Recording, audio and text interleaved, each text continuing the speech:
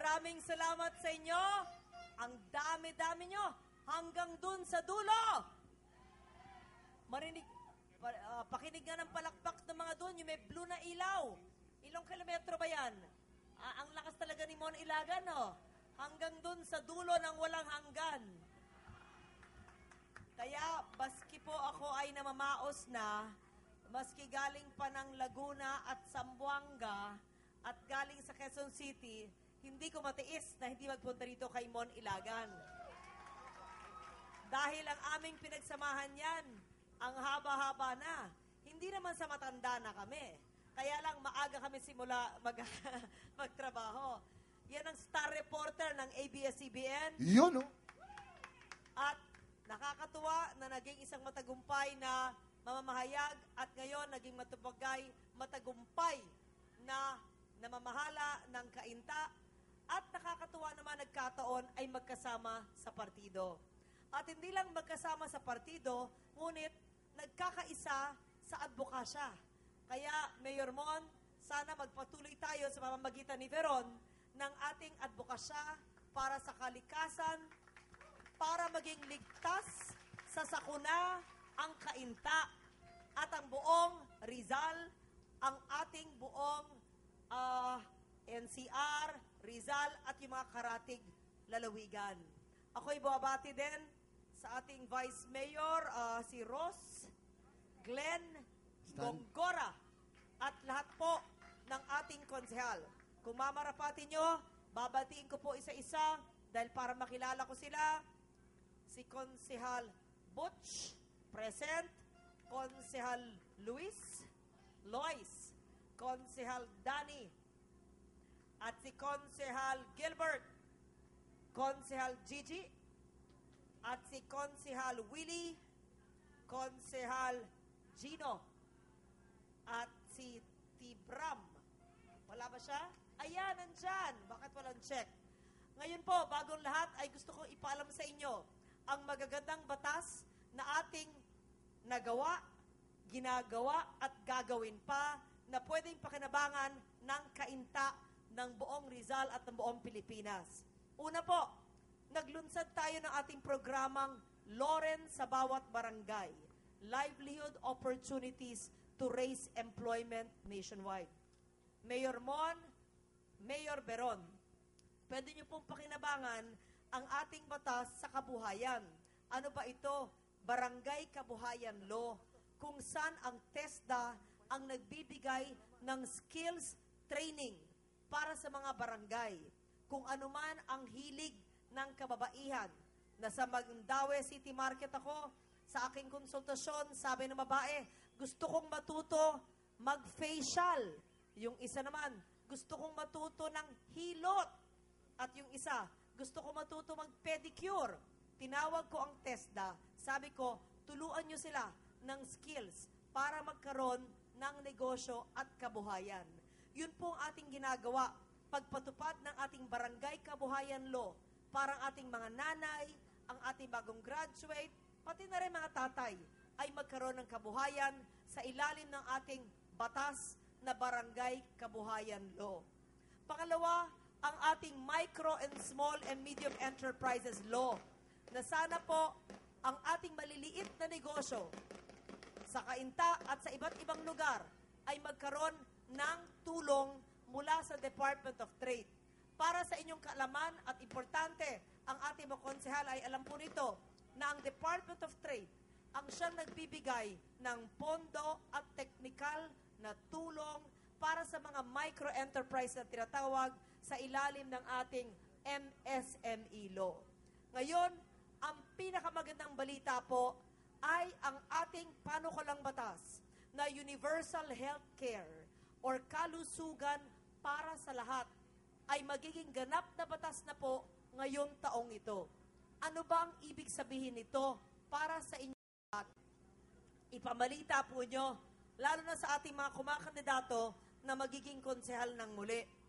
Ang inyong mga constituents na humihingi ng tulong, hindi na kailangan mag-cash out kayo. Ang mayor, hindi na kailangan mag-counterpart sa PhilHealth.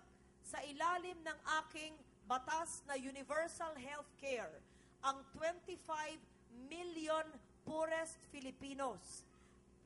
Ang parte niyan ay ang mga tumatanggap ng conditional cash transfer mula sa ating pamahalaan.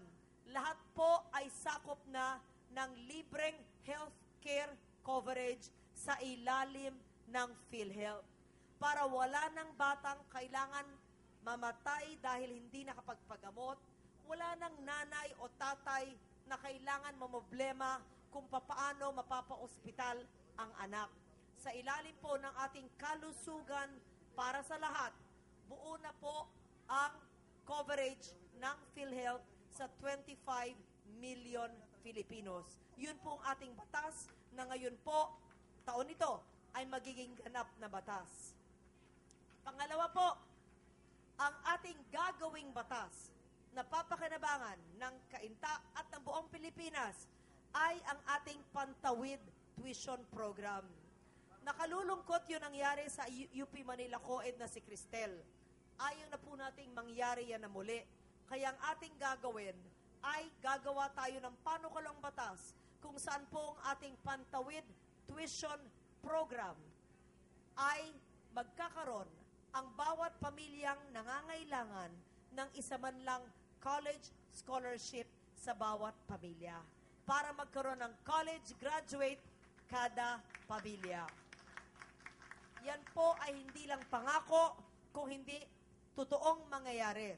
Kung napanaginipan ko po ang universal healthcare, sinulat kong batas at magiging ganap na batas at napupondohan na po ngayon, lalo na po ang Pantawid Tuition na siyang gagawin natin sa darating nating termino at sa tulong po ng ating makasamang sa Senado ay magiging ganap na batas sa lalong madaling panahon para makinabang ang mga gustong magpaaral ng kanilang mga anak. Pangatlo po, sana by now ay nakikinabang na po ang ating mga senior citizens at ito po ang ating Expanded Senior Citizens Act kung saan po ating mga lola at lolo ay buo na pong 20% ang mga diskwento sa serbisyo, lalo na po sa mga gamot. Ilan ba ang ating mga senior citizens na nakikinabang po ng 20% diskwento? Isa lang si lola? Dalawa lang? Yung iba ayaw umamin na senior citizen. Kaya, importante po at ang lokal na pamahalaan ang siyang magsasabi po sa atin, kailangan nakakatanggap na sa ilalim ng ating batas na 20% ng muli. Ilan lang po yan sa mga batas na ating ginawa na sana ay pinakikinabangan na ng taong bayan. Ang kahuli-huli kong mensahe, pero napakahalaga din po ay tayo sa Metro Manila, sa Cainta at sa Rizal ay nasa isang tinatawag na delikadong lugar, vulnerable. Alam ni Monito at sigurado kong ating konsehal ay naintindihan ito dahil kaya po sa pagkakataong ito ako'y nagpapasalamat ng muli sa mga taga-Cainta at nagpapasalamat kay Mon at kay Verod sa kanilang pag-imbita sa akin. Alam ko na napakinggan lang ninyo ang inyong paboritong telenovela star na si Richard Yap. Papa Chen. Palibasa ay ako po'y walang telebisyon sa bahay, ay hindi ko po alam. Nalaman ko lang mula sa aking staff. At nakita kong kasama ni Mon sumalubong sa akin. Kala ko tuloy si Mon Ilagan ay biglang naging mas gwapo pa. Yun o! Kung hindi lang po ako namamaos, ako'y kakanta.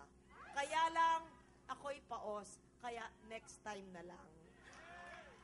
Ang hirap sa kandidato, kami ay pinapasayaw, kami pinapakanta, ako talumpati na lang po muna. Dahil ang talumpati naman natin ay buong-buo ng mensahe ng mga batas na ginawa ko na siyang dapat ginagamit at pinakikinabangan ninyo. Pero promise next time, pag landslide ang panalo ko, gusto ko, ganito rin kayo karami, ako'y sasayaw at kakanta. Woo! Yes! Maraming salamat sa inyo, Veron, at ang ating mga opisyales ng Cainta. Maraming salamat, magandang gabi po sa inyo.